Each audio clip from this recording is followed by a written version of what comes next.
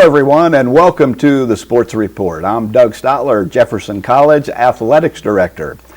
As Athletics Director, I wear many hats: coaching, administrative work, sometimes even cleaning the floor.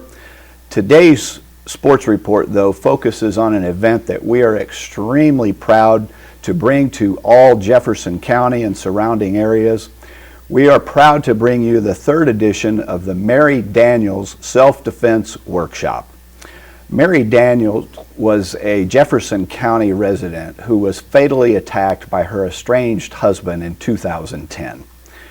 We felt it very important to establish an event in Mary's memory, and what we came up with was this workshop that will teach self-defense techniques to anybody that's interested in obtaining these types of skills. We've done this event for 3 years, and all of the proceeds that we have for this event have gone to the establishment of a scholarship in Mary's memory and Mary's name.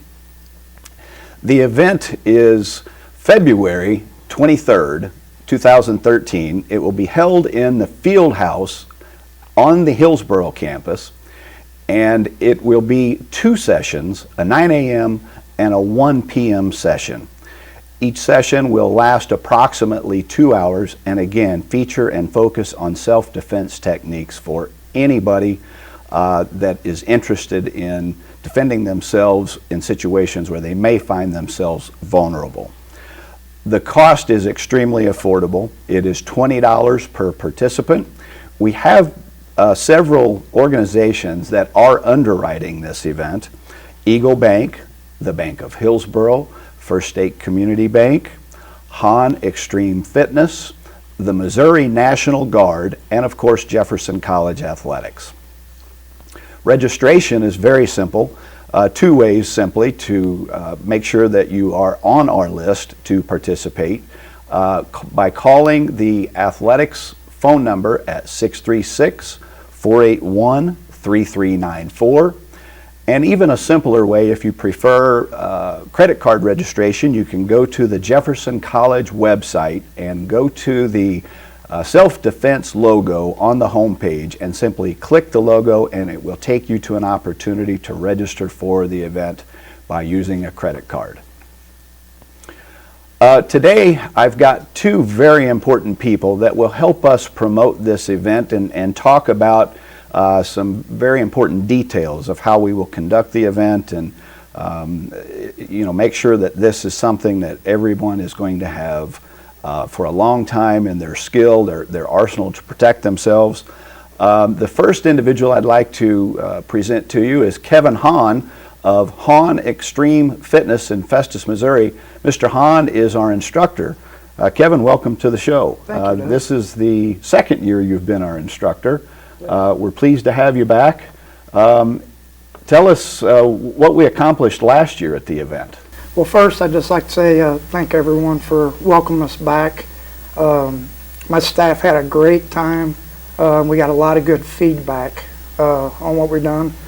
We're going to do basically the same thing as last year with a couple little twists from requests. We're going to try to take the people that may want to do a little bit more advanced stuff and put them with a couple of my other instructors, but we want to stress it's for all levels. No matter what your fitness level, your strength levels, but we want to make sure that at that level you get the most, for your experience. We're going to cover a lot of just basic awareness of people being around you, different areas that people may, try to attack you from, and teach a lot of just basic strikes, distances, angles, just the different situations and how to use your weapons, and explain to them, let you go through them a few times, and be sure that you're efficient with it enough that you're comfortable with it. And I think you've always done a great job with all of your teachings and instructions, not only in this event but at your facility in Festus. This is an event that teaches you the basics and is something that really needs to be developed over more than one opportunity to be really good at it. This provides a foundational level. Can you speak to that? Right. I do. You know, we try to stress at our gym that you can't just come to a seminar for an hour and a half and then expect that to work. It's like any sport. If you're going to be a good free throw shooter, you're going to have to shoot 100 or 150 of them a day. So repetition will make you better. And then if you add in a little contact, which you're not normally used to, you won't panic when a situation happens. So obviously the more you train it, whatever that would be, it'll make you more efficient, and it'll give you more confidence. For the event on the 23rd, what's the single most important thing that you'll want to get across to the viewers today that they will definitely learn after leaving the seminar? Just the awareness of knowing when you're putting yourself in a bad position and that length of time and distance that you have to make a decision. If you have a predator coming up on you and you wait too long, especially if it's a male attacking a female, if you get trapped, then you're not going to have any options. But if you learn to keep that distance and know where that spot is, that you're going to have to make a decision whether you're going to be attacked. And if it turns out that that's not the issue, well, then you can apologize. But if it's not, then you want to be well on your way to protecting yourself. Sure. Kevin, what should people typically wear when they come to this? Obviously, we're going to be in the field house, and it's a hardwood floor. We'll have some padded flooring there, but what should they wear to be comfortable? Just casual, pretty much what everybody else does. Obviously, depending on the weather, just a sweatsuit like this. Shorts, I would say, long sleeve shorts. We're not going to get to the point where somebody's going to get hurt. So whatever you'd be comfortable in. Like I said, it'll be real basic. And then if there are some people that want to jump out with one of my other instructors, we had a few that were college kids that wanted to be a little more aggressive, then they should probably dress a little more, to where they're going to sweat and move a little bit more, because we want to accommodate everybody this time. And do you really have any limitations on who can come to the event to receive the instruction? We've got some age guidelines, but who will this most benefit? I think everyone can benefit, whether you're 75 years old or you're at that younger teenage level. That's when you're going to start being aware, and mom and dad's not going to be around as much, on up to you don't know what's going to happen anymore, who's going to attack you for what reason or whatever. So I don't think I think anyone can gain something through this. I think it's good for anyone to come participate in it. Great. We just again want to remind our viewers that February 23rd at the Field House will be our opportunity to present the Mary Daniels Self-Defense Workshop. My second guest had a very close personal relationship with Mary Daniels, and her name is Christy Newman. Christy has been instrumental in starting the Mary House of Hope project. Christy, welcome to the show, and we're thrilled to have you. It's great to have somebody here that can speak to the personal relationships that were developed with Mary. Thank you for having us, Doug. It's very important to us to get out here. And Christy, we'd just simply like for you to start by telling us about Mary's House of Hope and what this project is. We started this project 3 years ago after the murder of my friend Mary Daniels. I went over to Mary's mom's house. We sat there, discussed things that we could do to make sure this didn't happen to other women. That was our main goal, is trying to save someone else's family and friends from going what we are. And Mary's House of Hope was born that night. She picked out, Sylvia picked out the name, and we just took it and ran with it. The House of Hope project is a little bit different than the event that we're hosting on the 23rd. Yes. How valuable do you see this type of training being for individuals that might need to utilize Mary's House of Hope? Mary's House of Hope, our goal is to raise as much awareness for domestic violence as we possibly can and build a second shelter in the Jefferson County area.